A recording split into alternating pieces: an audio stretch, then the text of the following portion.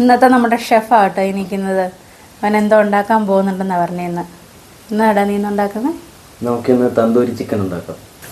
നിങ്ങൾക്ക് ഏത് ടൈപ്പിലുള്ള ചിക്കൻ പീസുകളിൽ എടുക്കാം. ഞാനിവിടെ എടുത്തിട്ടുള്ളത് എല്ലുള്ള ചെറിയ പീസാണ്. അതിലോട്ട് വേണ്ട തൈര്,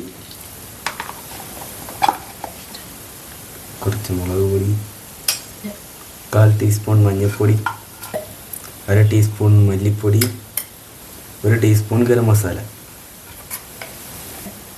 കുറച്ച് വിനാഗിരി വെച്ച് കൊടുക്കാം. ഇഞ്ചി വെളുത്തുള്ളി പേസ്റ്റ് ഇട്ട് കൊടുക്കുക. പേസ്റ്റല്ല, ഇഞ്ചി വെളുത്തുള്ളി ചതച്ചത്. കുറച്ച് ഓയിൽ വെച്ച് കൊടുക്കാം.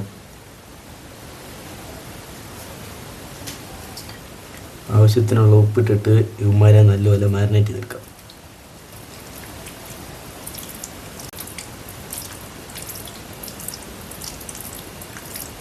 മാരിനേറ്റ് ചെയ്ത ചിക്കൻ നമുക്ക് ഓവർനൈറ്റ് ഫ്രിഡ്ജിൽ വെക്കാം.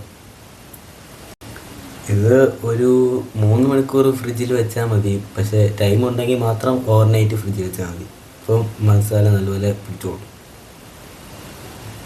ചിക്കൻ മാരിനേറ്റ് ചെയ്തത് നമുക്കിനി ഗ്രില്ല് ചെയ്തെടുക്കാം. നമുക്ക് ഗ്രില്ലിൽ ഓയിൽ തേച്ച് കൊടുക്കാം.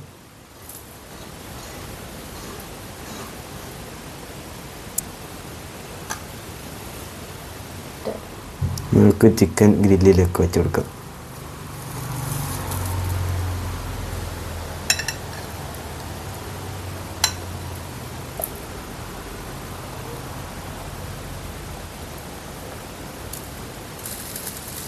നമ്മൾ ചിക്കൻ ഇനി ഓർഡർ ചെയ്ത് നല്ലപോലെ ഗ്രില്ലാവട്ടെ.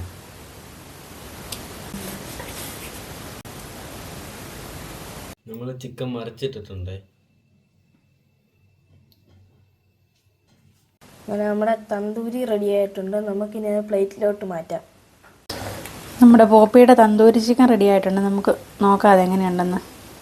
മയോണൈസ് ഉണ്ടാക്കി വെച്ചിട്ടുണ്ട്. നന്നായിട്ട് വെന്തിട്ടുണ്ട് ചിക്കൻ. നമുക്ക് പോപ്പി ചിക്കനെ കൊടുത്ത് നോക്കാം.